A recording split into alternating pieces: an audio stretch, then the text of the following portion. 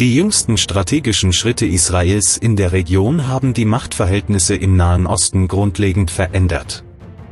Die Luftangriffe gegen den Iran und den Libanon haben die Spannungen weiter verschärft, insbesondere als der Iran mit Vergeltungsdrohungen gegen Israel reagierte. Israel versuchte, sich mit fortschrittlichen Luftabwehrsystemen und Schutzschildern wie dem Iron Dome zu verteidigen. Die israelischen Operationen gegen die Hisbollah zielten auf deren Kommunikationszentralen ab und töteten zahlreiche Hisbollah-Mitglieder. Bei einem Luftangriff wurde auch der Hisbollah-Führer Hassan Nasrallah getötet. Diese Angriffe erhöhten die Spannungen im Iran und im Libanon, während Israels Aktionen gegen Palästina die Reaktionen der Türkei noch verschärften. Israels Unterdrückungen in Palästina stießen in der Türkei auf breite Empörung. Nach dem Tod des Hamas-Führers Ismail Haniyeh wurden in allen Moscheen der Türkei nach dem Freitagsgebet Trauergebete abgehalten. Diese Entwicklungen verstärken den Eindruck, dass die Türkei zunehmend in diesen Krieg im Nahen Osten hineingezogen wird. Israels aggressives Vorgehen in der Region veranlasst die Türkei, ihre Verteidigungspläne zu überdenken und sich auf einen möglichen Konflikt vorzubereiten. Doch wie gut ist Israel gerüstet, wenn es zu einer Konfrontation mit der Türkei kommt? In diesem Video analysiere ich die militärischen Kapazitäten der Türkei und Israels und untersuche die möglichen Folgen eines solchen Szenarios. Am Ende des Videos möchte ich auch meine eigene Einschätzung mit euch teilen. Erster Abschnitt: Kampfflugzeuge-Vergleich zwischen der Türkei und Israel. Anzahl der Kampfflugzeuge der Türkei: 245. Anzahl der Kampfflugzeuge Israels: 362. Israel hat in Bezug auf die Anzahl der Kampfflugzeuge einen Vorteil gegenüber der Türkei. Israel nutzt moderne Flugzeuge wie den F-35 Adir und F-16 Isufa, während die Türkei auf ihre F-16-Flotte setzt und an Modernisierungsprojekten wie dem MMU arbeitet. Der Ausschluss aus dem F-35-Programm stellt jedoch eine Herausforderung dar. In einem möglichen Krieg, Israels moderne F-35-Flotte könnte entscheidend sein, während die Türkei durch strategische Tiefe und operative Kapazität Vorteile haben könnte. Zweiter Abschnitt: Transportflugzeuge-Vergleich zwischen der Türkei und Israel. Anzahl der Transportflugzeuge der Türkei: 43. Anzahl der Transportflugzeuge Israels: 15. Die Türkei liegt bei der Anzahl der Transportflugzeuge vor Israel. Mit Flugzeugen wie dem A400M Atlas und C-130 Hercules unterstützt die Türkei ihre logistischen Operationen. Israel hingegen setzt auf eine kleinere, spezialisierte Flotte für gezielte militärische Transporte. In einem möglichen Krieg, die größere Transportflotte der Türkei könnte bei umfangreichen logistischen Einsätzen von Vorteil sein, während Israel in schnellen, zielgerichteten Operationen stark ist. Dritter Abschnitt: Gesamte Anzahl der Flugzeuge-Vergleich zwischen der Türkei und Israel. Gesamte Anzahl der Flugzeuge der Türkei: 1065. Gesamte Anzahl der Flugzeuge Israels: 652. Die Türkei hat in Bezug auf die Gesamtzahl der Flugzeuge einen deutlichen Vorteil gegenüber Israel. Mit einer großen Flotte aus F-16-Jets, Transportflugzeugen und Drohnen bietet die Türkei operative Vielfalt. Israel setzt auf eine kleinere, aber technologisch fortschrittliche Flotte mit F-35 Adir und modernen Drohnen.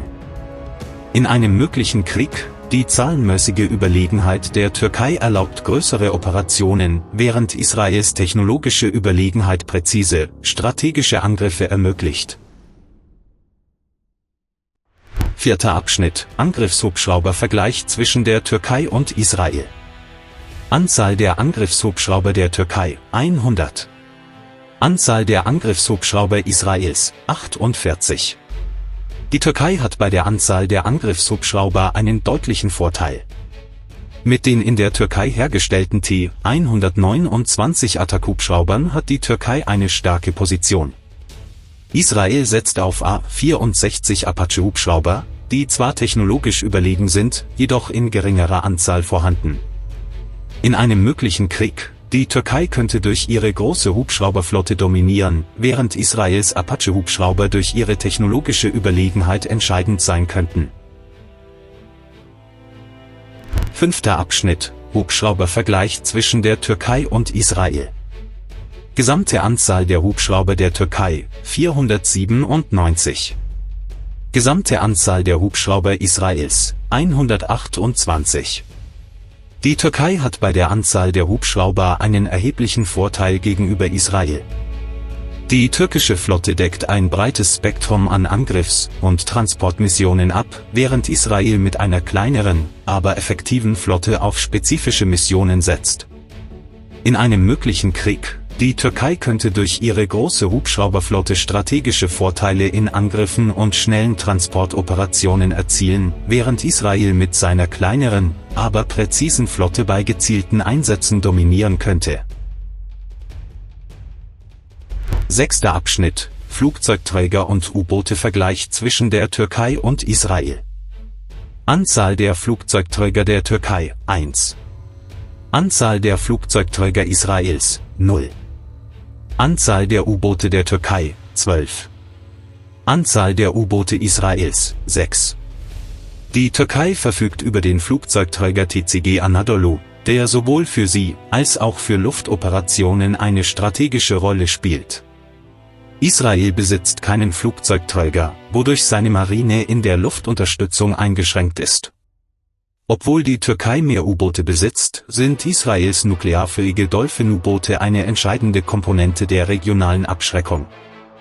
Im Kriegsfall, die Türkei könnte durch ihre zahlenmäßige Überlegenheit und die TCG Anadolu eine starke Küstenverteidigung aufbauen, während Israels nukleare U-Boote eine bedeutende strategische Bedrohung darstellen würden.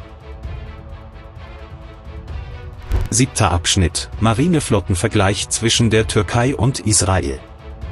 Anzahl der Schiffe in der türkischen Marineflotte: 191. Anzahl der Schiffe in der israelischen Marineflotte: 63.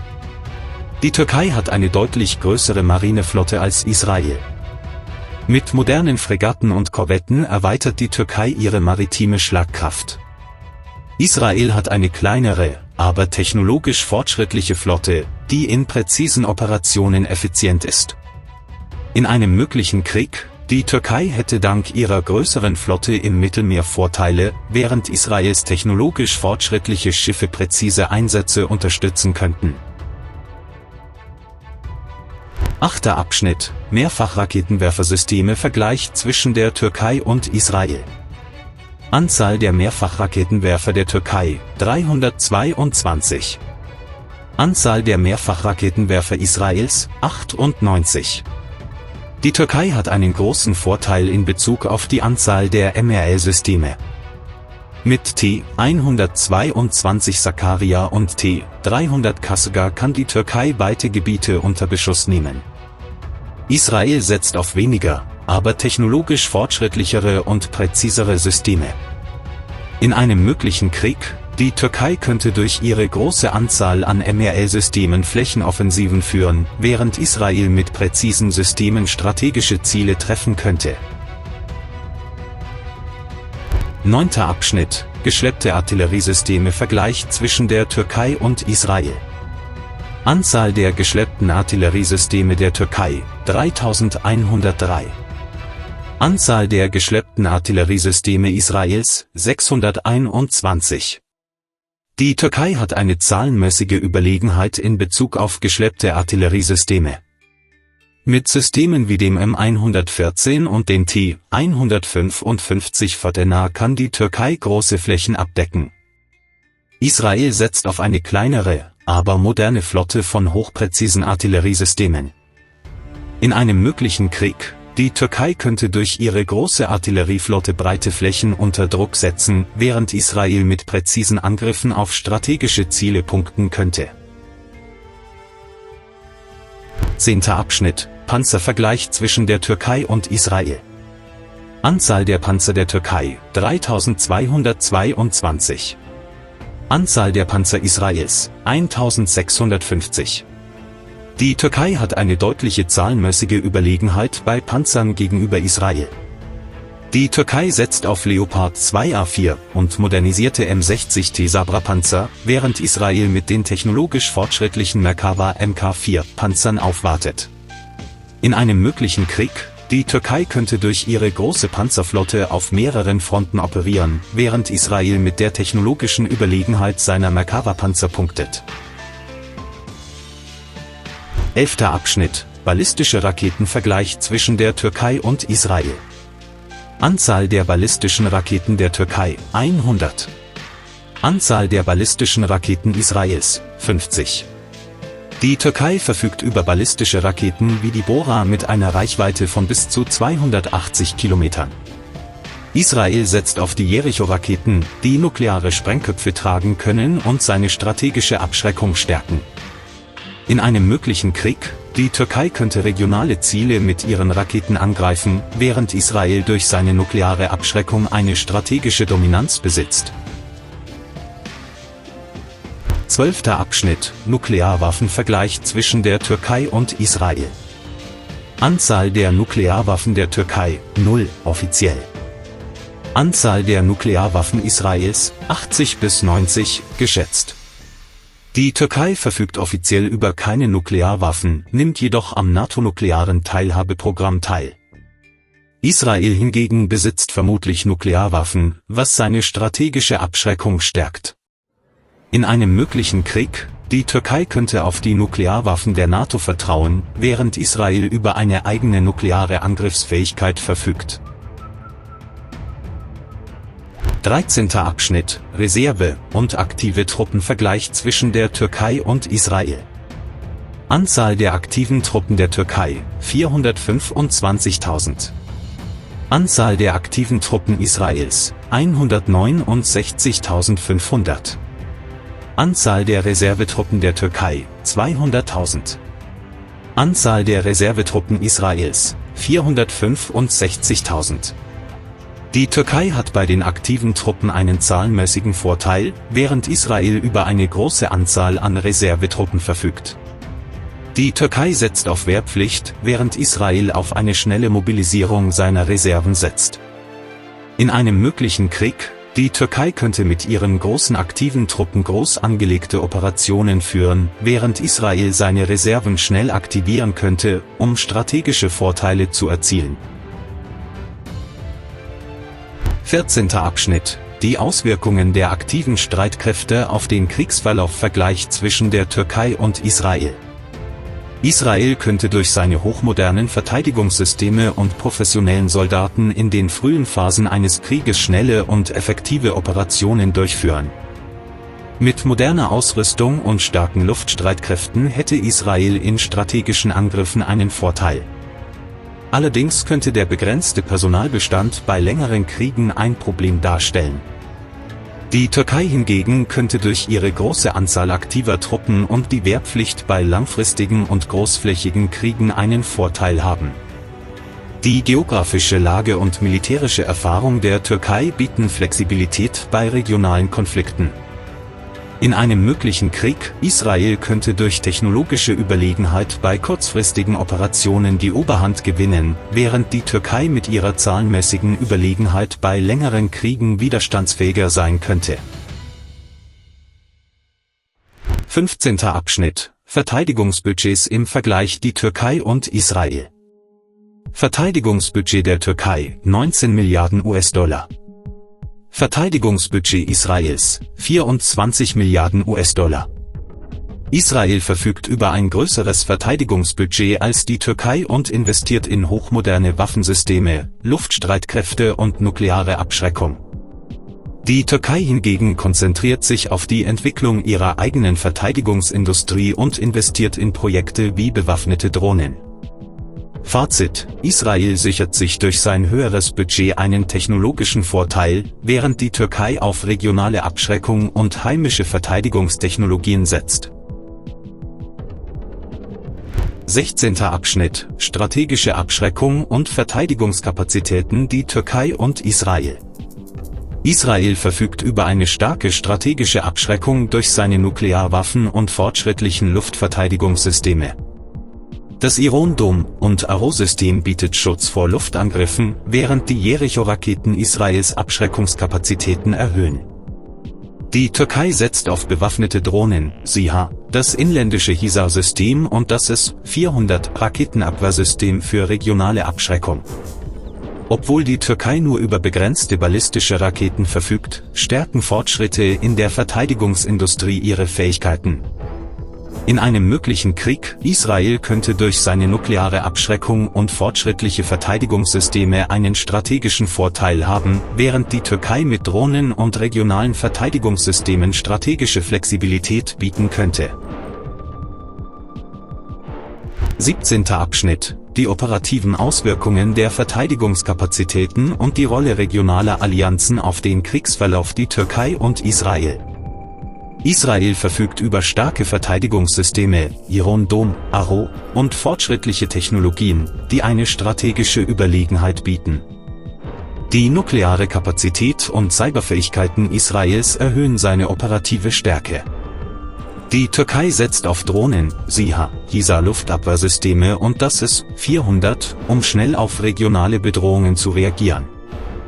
Die nationale Verteidigungsindustrie und Modernisierungsprojekte stärken ihre operative Kapazität. Regionale Allianzen: Israel ist ein strategischer Verbündeter der USA und spielt eine Schlüsselrolle in der regionalen Sicherheit. Die Türkei ist NATO-Mitglied und baut starke regionale Allianzen mit Aserbaidschan und Katar auf, was ihre operative Stärke erhöht. In einem möglichen Krieg, Israel könnte durch seine technologische Überlegenheit und nukleare Abschreckung dominieren, während die Türkei durch regionale Allianzen und ihre schnelle Reaktionsfähigkeit, insbesondere in regionalen Konflikten, einen Vorteil erlangen könnte. 18. Abschnitt: Die Auswirkungen der Wirtschaftskraft auf den Krieg. Die Türkei und Israel. Die Türkei verfügt über eine wachsende Wirtschaft und hat stark in ihre heimische Rüstungsindustrie investiert. Mit Produkten wie SİHA-Drohnen und Altay-Panzern könnte die Türkei in einem langwierigen Krieg regional widerstandsfähig bleiben. Allerdings bleibt die Energieabhängigkeit eine Herausforderung. Israel, obwohl wirtschaftlich kleiner, verfügt über hochentwickelte Verteidigungstechnologien und eine starke Industrie, die eine nachhaltige Kriegswirtschaft ermöglicht. Israels fortschrittliche Verteidigungsprodukte spielen eine bedeutende Rolle auf dem globalen Markt. Langfristige Kriegsauswirkungen: Die Türkei könnte durch ihre wachsende Verteidigungsindustrie widerstandsfähig bleiben, müsste jedoch ihre Energieabhängigkeit bewältigen. Israel könnte durch seine technologische Überlegenheit und starke Allianzen in einem langen Krieg wirtschaftlich stabil bleiben. 19. Abschnitt: Der Wiederaufbau und die wirtschaftliche Erholung nach dem Krieg. Die Türkei und Israel. Die Türkei könnte sich auf inländische Produktion, Verteidigungsindustrie und den Bausektor stützen, um den Wiederaufbau zu beschleunigen. Die Abhängigkeit von Energieimporten könnte die Erholung jedoch verzögern. Die strategische Lage der Türkei und regionale Handelsrouten könnten die Erholung unterstützen. Israel könnte sich auf seine technologieorientierte Wirtschaft und globalen Handelsbeziehungen verlassen, um nach einem Krieg schnell zu einer Erholung zu gelangen. Der fortschrittliche Verteidigungs- und Technologiesektor ist ein wichtiger Faktor für Israels wirtschaftliche Widerstandsfähigkeit. Fazit: Die Türkei wird sich auf ihre Bau- und Verteidigungsindustrie stützen, könnte aber durch die Energieabhängigkeit gebremst werden. Israel könnte durch seine technologische Stärke und Verteidigungsindustrie schneller wiederhergestellt werden. In diesem Video haben wir die militärischen Kapazitäten der Türkei und Israels verglichen und die möglichen Folgen eines Konflikts erörtert. Israel erzielt dank seiner hochmodernen Luftverteidigungssysteme und starken Allianzen eine strategische Überlegenheit in der Region. Doch kann Israel gleichzeitig Angriffen aus der Türkei, dem Iran, dem Libanon und Palästina standhalten? Es bleibt eine große Frage, inwieweit Israel seine Ressourcen und Technologie effektiv nutzen kann, um auf so vielen Fronten Widerstand zu leisten. Meiner Meinung nach würde Israel, sollte die Türkei in den Konflikt einbezogen werden, schwere Verluste erleiden und einen Rückzieher machen. Aus diesem Grund denke ich, dass Israel einen Konflikt mit mehreren Ländern in der Region unbedingt vermeiden sollte und von seinen Angriffen bereits jetzt absehen muss. Offene diplomatische Wege sind wichtiger denn je, um Frieden und Stabilität in der Region zu gewährleisten. Was denkt ihr darüber? Teilt gerne eure Meinung in den Kommentaren. Vergesst nicht, das Video zu liken und meinen Kanal zu abonnieren. Wenn ihr wollt, dass ich weitere Länder vergleiche, schreibt es in die Kommentare.